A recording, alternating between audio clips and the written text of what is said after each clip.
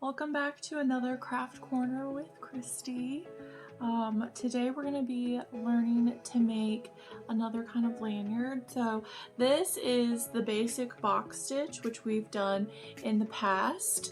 Today we're going to do something a little different. We're going to do one called the zipper. So let's get started.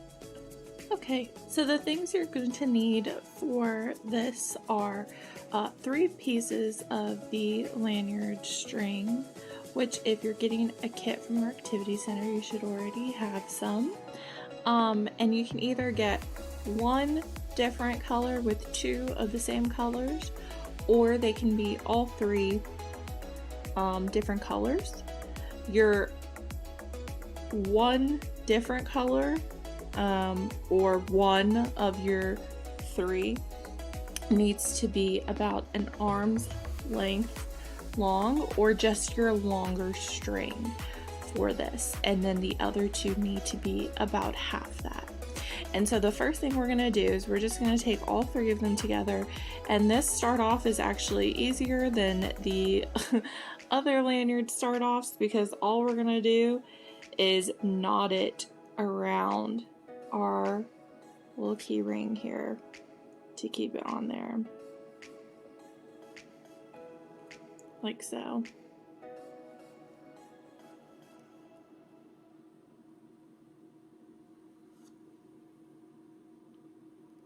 Okay, there you go.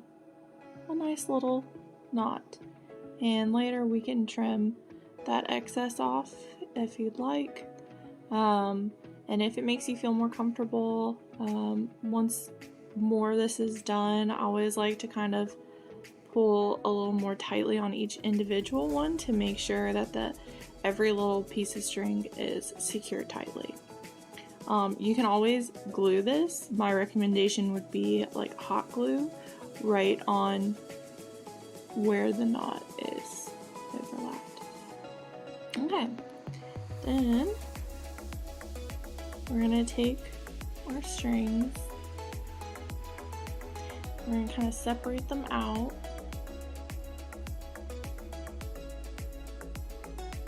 Like so.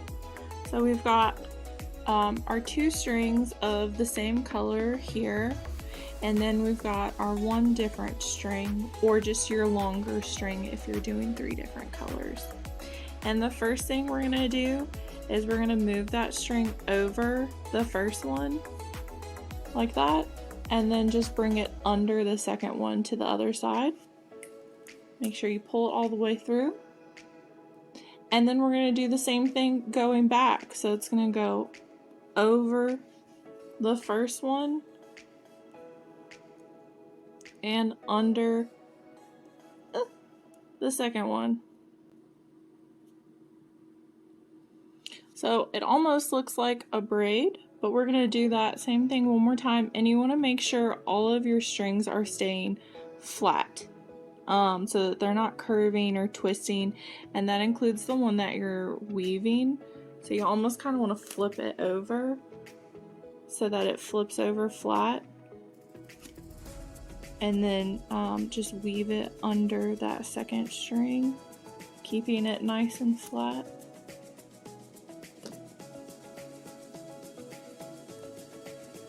And then same thing when you bring it back over.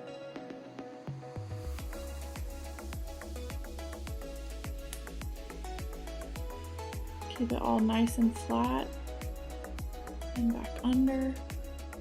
So really you're just weaving over, under, and you can start to kind of see a zipper pattern here.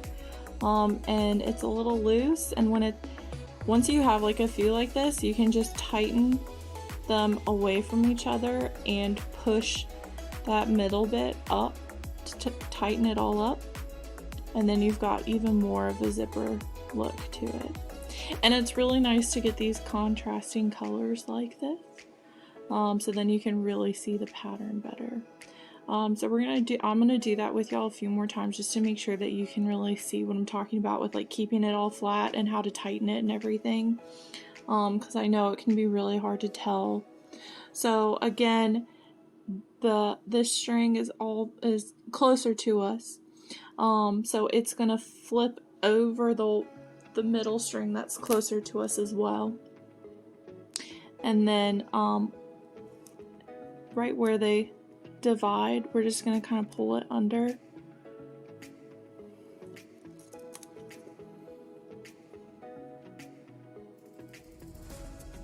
My strings are currently all the same length, which is my own fault for doing it like this. And this is why it's recommended to have your two middle ones about half the length of the one that's being woven around them, so that you can really just work it all a little bit easier on yourself.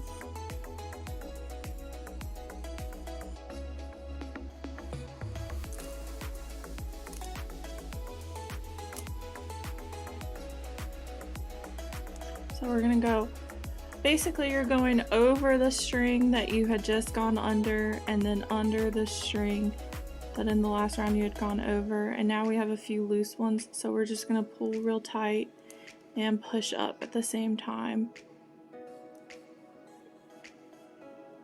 Although not too tight because you don't want to twist any of them. So you want to make sure everything's also staying nice and flat. And look at that, you got a nice little zipper going.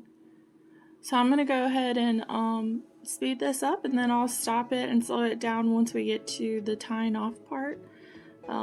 Feel free to rewind if you need to go over and see any of this slower, but we'll see you back here in a moment.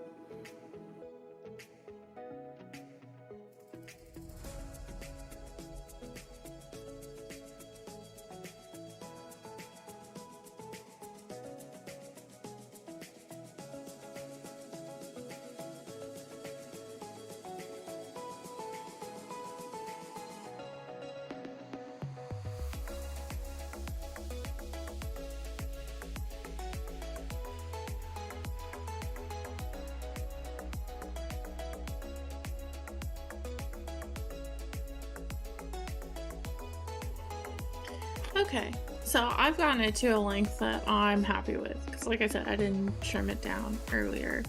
And you can tell like the difference with the last lanyard is that the last lanyard is easier to handle as time goes on, because the way you box weave it in is it all stays. This one, it kind of when it comes loose on you at any moment, so you have to kind of keep these two together. You kind of have to keep this one pulled to the side each time you finish. It's why I would pull it to this side each time I tightened it, because it was the side closer to me in just the way that I was working it. And that might be a little different for you. But it looks really good. You can see that like teal green under the white. I probably did it tighter than you need to, just because I was like not wanting it to come undone, and it kind of reminds me of like some kind of dragon, which is really cool.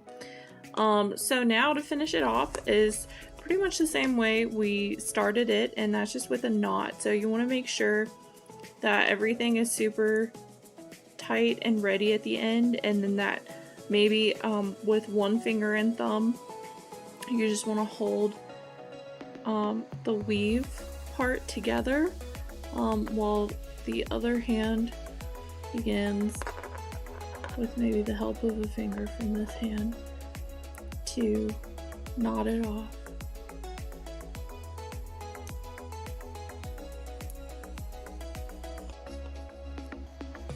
And you just want to push it down as close to that weave as possible.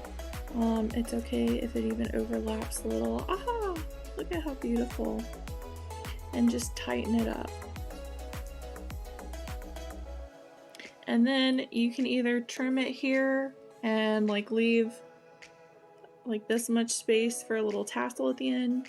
You could string a bead on like we've done with the other ones before we tied it off, if you want to do that.